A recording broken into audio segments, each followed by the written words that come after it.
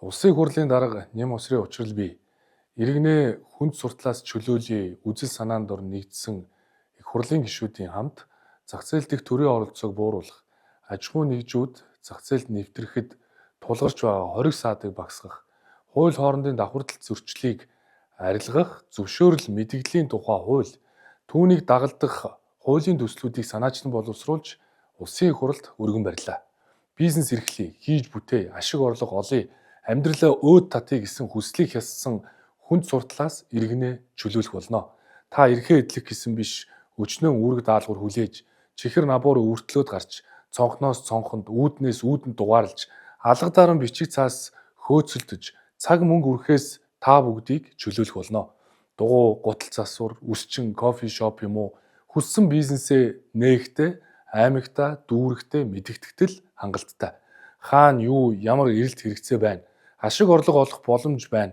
Яг тэндээ хүссэн худалдаа үйлчилгээ үйлдвэрлэлээ нээх таны эрхийг төрийн хуулиар хамгаалах болно. Энэ бол хүнд суртлын цаасан чөдөр тушаанаас иргэнэ чөлөөлөх иж бүрэн багц төлөвлөгөөний нэг бүрдэл хэсэг юм а. Зохицуулахаас илүү завхруулдаг, хориглоогүй зүйлийг ч зөвшөөрөл нэрээр хориглодог төрийн хүнд суртлын хан хэрмийг нураахын төлөөх шийдлийн зөвхөн нэг юм. Өнөөдөр төр бүртгэл 264, дүгнэлт 263, гэрчилгээ 132, магадлалын итгэмжил 30, сертификат 9-ийг олгож байна. Өөрөөр хэлбэл өөр нэртэй 667 зөвшөөрөл чөдөр тушаа байна. Өнөөдөр 251-ийн тусгай зөвшөөрлөөс 178-ыг нь цахимаар, үлдсэн 73-ыг нь заавал биеэр очиж зөвхөн цаасаар авч байгаа нь хүнд суртал үүсгэж, зардал чирэгдэл нэмж байна. Төр өөртөө байгаа мэдээллийг иргэн компаниас цаасаар нэхэж шаарддаг.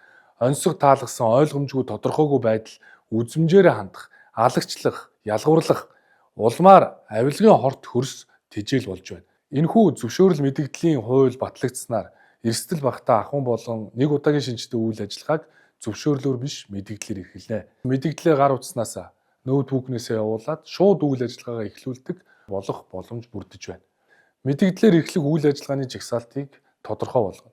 Явцын хяналтаар үйл ажиллагаанд доголдоогүй бол шууд аль нэг дарга биш, тухайн зөвшөөрөл иргэнээсээ компаниасаа бичиг баримт шаардахгүйгээр шууд сунгагдана. Төрөөс мэргэжлийн холбоотод зөвшөөрөл олгох, сунгах зэрэг ажлуудыг бүрэн шилжүүлнэ.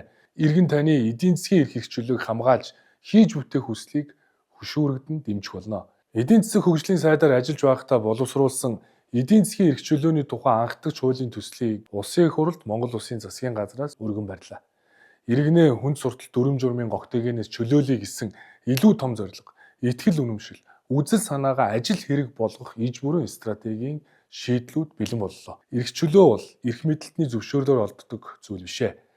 Иргэн бүр хайрлаа хамгаалж, тэмцэн олж авдаг эрхэм нанд үнэт зүйл юм а. Эрх чөлөөний нар Монгол хүн бүрийг эвэ манд тухалтгай. Иргэнэ хүнд суртлаас чөлөөлье.